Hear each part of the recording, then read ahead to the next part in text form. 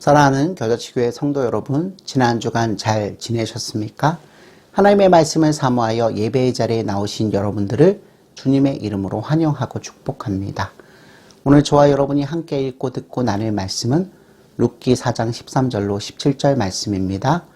이 말씀은 여러분이 가지고 계신 개역개정판 성경 구약편 407페이지 즈음에 나와 있습니다.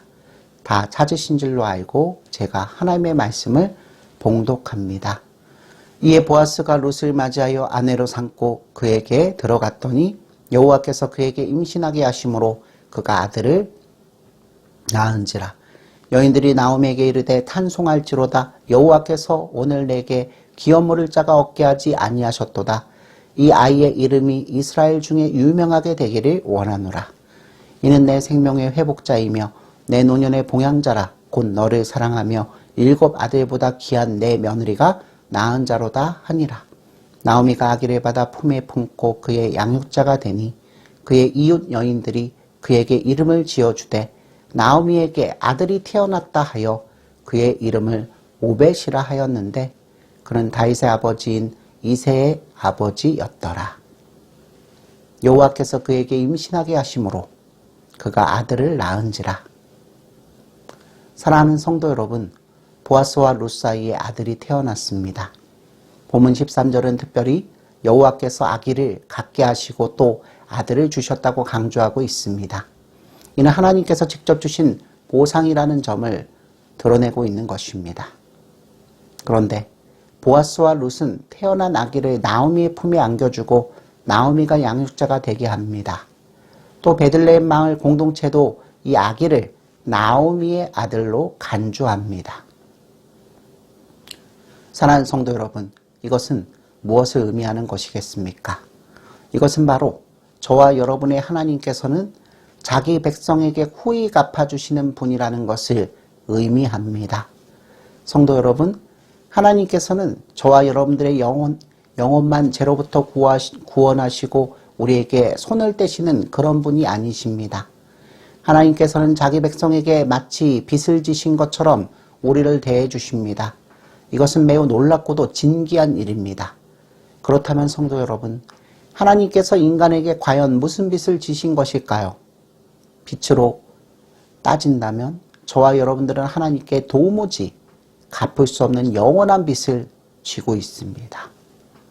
그러나 하나님께서는 우리가 하나님께 진 그 모든 빚을 친히 탕감해 주셨습니다.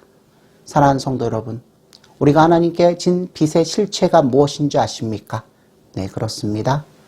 아주 조금만 생각해봐도 우리가 하나님께 진 빚의 실체는 다름 아니라 우리가 하나님께 지은 수많은 죄라는 것을 알게 됩니다. 이런 까닭으로 저와 여러분들이 하나님께 지은 모든 죄는 곧 다 갚을 수 없는 빚입니다.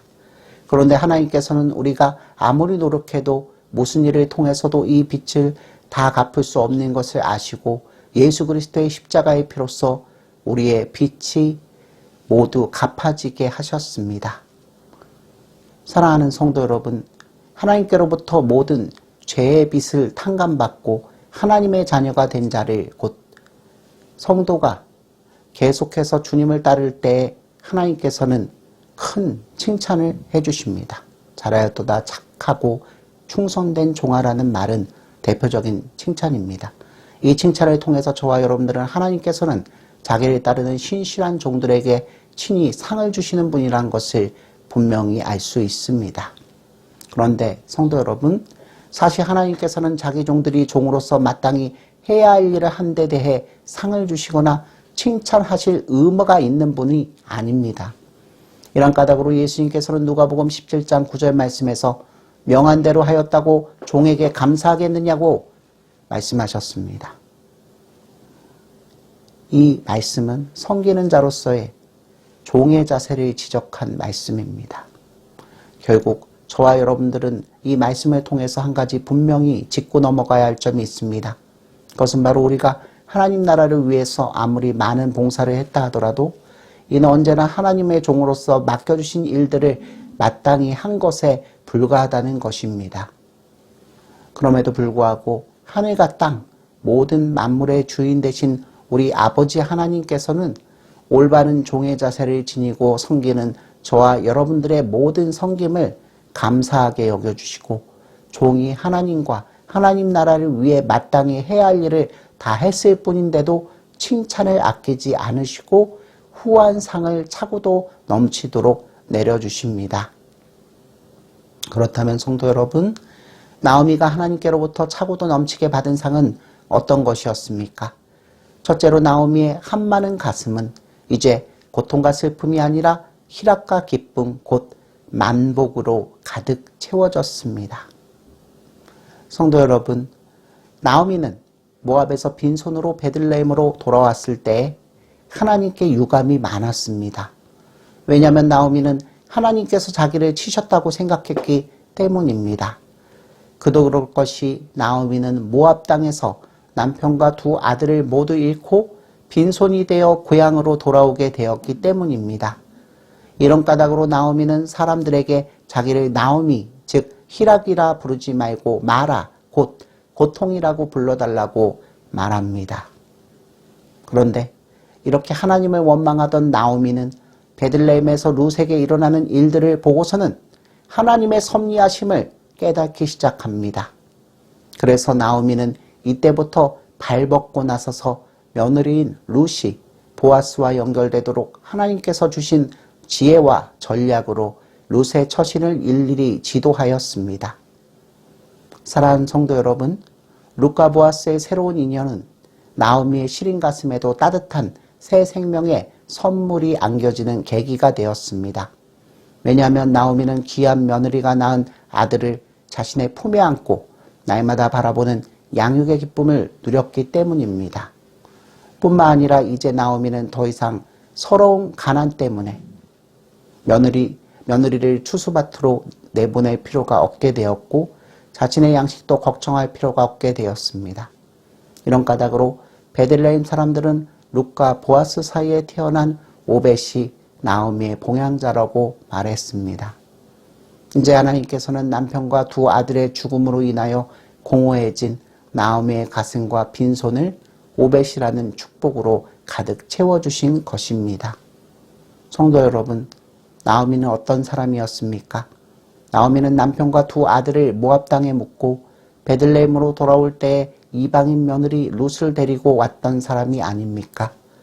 나오미에게 있어 며느리 룻은 수치와 몰락을 광고하는 현수판과 같은 존재였습니다. 그런데 이제 룻은 나오미 말년의 영화를 장식하는 자랑스러운 깃발로서 그 의미가 완전히 바뀌게 되었습니다. 나오미의 낙하하던 가을 인생에 연이어 몰아쳤던 추운 겨울의 세월은 어느새 지나가고 새봄의 싱그러운 실록이 이제 그녀의 온몸을 녹음으로 덮어주고 있는 것입니다. 사랑하는 성도 여러분, 하나님의 섭리 속에서 나오미의 부끄러움과 부족함이 하나님의 은혜로 덮여 축복과 자랑거리가 되었다는 것을 잊지 않으시기를 바랍니다. 이런 까닭으로 하나님의 택한 백성인 저와 여러분들은 내가 겪은 가장 수치스러운 일이 불행한 과거에 대해서 이제 더 이상 좌절하고 원망하지 말아야 합니다. 왜냐하면 저와 여러분들이 하나님을 계속해서 신뢰하고 겸손히 섬기고 있다면 오늘의 텅 빈 가슴과 두 손이 하나님의 은혜와 축복으로 가득 채워지는 날을 곧 맞이할 것이기 때문입니다. 그러므로 성도 여러분, 우리는 그리스도 안에서 더 나은 후편 인생을 기대하며 살아야 할 것입니다. 나오미의 공허한 가슴에 오벳이 안겨졌듯이 저와 여러분들의 고통스러운 삶에도 하나님의 동일한 은혜가 역사하고 있습니다. 하나님의 이 은혜의 역사는 오벳의 후손인 다윗의 계보를 따라 탄생하신 예수 그리스도로 인해서 구체적으로 성취되었습니다. 하나님께서는 이제 주 예수의 이름을 믿는 모든 자에게 예수 그리스도를 친족 구속자로서 안겨주시고는 오직 예수 그리스도를 통하여 모든 눈물과 재책으로부터의 완전히 해방되게 하시면서 하나님의 영원한 보호와 사랑을 받게 하는 자녀가 되게 하셨습니다. 사랑하는 성도 여러분, 나오미가 하나님께로부터 받은 보상 두 번째는 그녀가 사람들의 선망의 대상이 되었다는 것입니다. 나오미가 이방 땅에서 다 망해서 돌아왔을 때에는 그 누구라도 그를 부러워하지 않았습니다. 그도 그럴 것이 나오미 자신이 자기를 마라라고 불러달라고 하는데 누가 그녀를 희락이라고 인정할 수 있었겠습니까? 남루하고 초췌한 모습으로 나오미가 내쉬는 한숨과 한탄을 본 자들은 아무도 그녀처럼 되기를 원하지 않았을 것입니다. 그런데 지금 나오미는 어떻게 달라졌습니까? 온 동네가 나오미를 둘러싸고 축하하면서 나오미를 부러워합니다. 특별히 베들레헴 여자들이 나오미를 보고 하나님을 찬송하며 올린 축원의 내용을 되짚어 보십시오. 우리도 함께 룻기 4장 14절과 15절 말씀을 읽어보도록 하겠습니다. 여인들이 나오미에게 이르되 찬송할지로다. 여호와께서 오늘 내게 기업 물을 자가 없게 하지 아니하셨도다. 이 아이의 이름이 이스라엘 중에 유명하게 되기를 원하노라. 이는 내 생명의 회복자이며 내 노년의 봉양자라. 곧 너를 사랑하며 7 아들보다 귀한 내 며느리가 낳은 자로다 하니라. 아멘. 사랑하는 성도 여러분, 사람이 이보다 더 나은 축복을 받을 수 있겠습니까? 나오미에게는 이제 기업 물을 자가 있습니다. 남편의 대가 끊어지지 않고 이어질 수 있는 손자가 생겼습니다. 그 아이의 이름은 이스라엘 중에 유명하게 되기를 축도를 받았습니다. 그리고 베들레헴 여인들은 이 아이가 나오미의 생기가 될 것이며 그녀의 봉양자가 된다고 했습니다. 이런 까닭으로 룻은 나오미에게 7 아들보다 더 귀한 며느리가 되었습니다. 이제 나오미보다 더 부러운 자가 어디에 있겠습니까? 나오미는 베들레헴에서만이 아니고 이스라엘 전체에서 가장 복된 사람이 되었습니다. 모압 땅에서 10년의 모진 세월을 보내고 베들레헴으로 돌아온 나오미가 이렇게 잘 될 줄 그 누가 알 수 있었겠습니까? 하늘보다 더 넓게 뚫리고 땅보다 더 많이 밟혔던 나오미의 가슴이 이처럼 보상될 줄을 누가 짐작이라도 했겠습니까? 성도 여러분, 하나님께서는 자기 백성의 고통과 슬픔을 친히 갚아주시는 분이십니다. 하나님께서는 언제나 넘치게 주어주십니다. 하나님께서 당신의 택한 백성들에게 주시는 하나님의 이 넘치는 보상을 조금이라도 체험한 자들은 나오미가 받은 은혜의 상이 전혀 과장된 것이 아님을 잘 알고 있을 것입니다. 특별히 하나님께서는 은혜 베푸시는 일에 매우 후하십니다. 이런 까닭으로 하나님께서는 언제나 자기 자녀들에게 만복으로 임하여 주십니다. 그러므로 저와 여러분들은 온전히 채우시는 하나님의 만복이야말로 세상이 알 수도 없고 알지도 못하는 성도의 진정한 위로요 행복이라는 것을 반드시 명심해야 할 것입니다. 이제 마지막으로 나오미가 하나님께로부터 받은 보상 3번째를 알아보도록 하겠습니다. 나오미가 말년에 하나님께로부터 받은 보상 3번째는 바로 잃어버렸던 청춘을 돌려받은 일입니다. 나오미는 모압으로 갈 때에 아직 젊음이 다 가시지 않은 여자였습니다. 그러나 모압에서 10년 이상의 몹쓸 세월을 보내느라 그녀의 청춘도 몸도 모두 시들고 말았습니다. 나오미가 베들레헴에 돌아와서 내뱉은 비탄을 들으면 그녀에게 남은 것은 아무것도 없고 오직 늙고 피곤한 심신뿐이라는 것을 우리는 잘 알 수 있습니다. 그렇습니다, 성도 여러분. 나오미에게 있는 것이라곤 가슴에 젖은 비애와 한, 그리고 일찍 죽은 남편과 사별한 며느리인 모압 여자 룻뿐이었습니다. 그런데 룻에게 새 남편이 생겼고 첫 아들이 태어났습니다. 그리고 나오미는 이 손자의 양육자가 됩니다. 사랑하는 성도 여러분, 늙은 나오미에게 생기를 솟아나게 할 것이 있다면 무엇이겠습니까? 보약을 먹는다고 힘이 나겠습니까? 좋은 약이라면 잠시 허약한 몸을 일으켜 세울지 모릅니다. 그러나 어떤 약이라도 마음의 한을 씻어주고 심령을 새롭게 하지는 못합니다.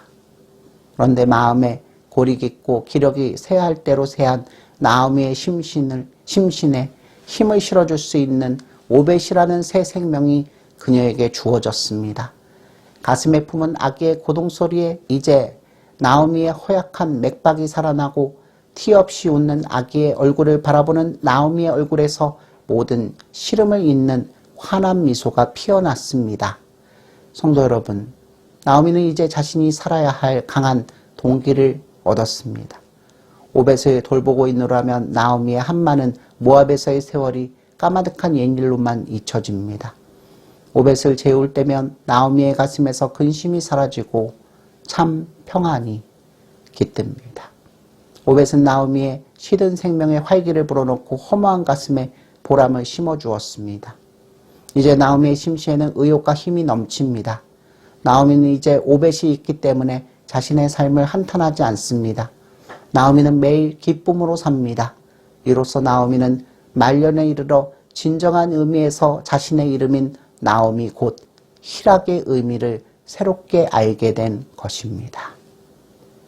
사랑하는 성도 여러분, 나오미가 베들레헴으로 귀향했을 때에는 죽음을 몸에 감고 있었습니다. 남편과 아들을 잃고 돌아오는 나오미는 죽은 자의 수위를 겹겹으로 걸친 자였습니다. 그때 나오미는 정녕 빈손이었습니다. 그녀의 빈손은 곧 나오미의 공허한 삶을 슬퍼하는 소리 없는 아우성이었습니다. 나오미의 하나님께서는 하늘 궁궐까지 들려오는 나오미의 슬퍼하는 소리를 다 들으셨습니다. 그리고 하나님께서는 그녀의 빈손을 새 생명으로 가득 채우시고 잃었던 청춘의 생기가 다시 온몸에 흐르게 하셨습니다. 친애하는 성도 여러분, 죽음을 생명으로, 빈손을 축복의 잔으로 채우시는 분이 누구십니까? 그분은 오직 하나님 한 분 아니십니까? 저와 여러분들은 오늘 말씀을 통해서 하나님께서는 저 나오미뿐만 아니라 하나님을 바라보며 사는 모든 믿음의 자녀들에게 언제나 함께 하실 뿐만 아니라 후한 은혜를 내려주신다는 것을 명심해야 할 것입니다. 그렇습니다, 성도 여러분. 하나님께서는 죽음을 향하여 폭주기관차처럼 달려가며 세상의 온갖 자랑과 욕심으로 인하여 생명을 잃어버리게 된 저와 여러분들을 긍휼히 여겨주실 뿐만 아니라 새 생명을 주시려고 예수 그리스도를 이 땅에 보내시어 십자가 위에서 우리 죄값을 치르게 하셨습니다. 그러므로 성도 여러분, 이제 하나님의 자녀된 저와 여러분들의 믿을 바위는 오직 하나님 한 분이시고 저와 여러분들이 하나님의 자녀로서 마땅히 해야 할 일을 했을 뿐인데 이를 귀히 여겨주시고 반드시 후한상으로 갚아주시는 그 하나님을 기뻐하며 끊임없이 감사하는 삶을 살아가야 할 것입니다. 아멘.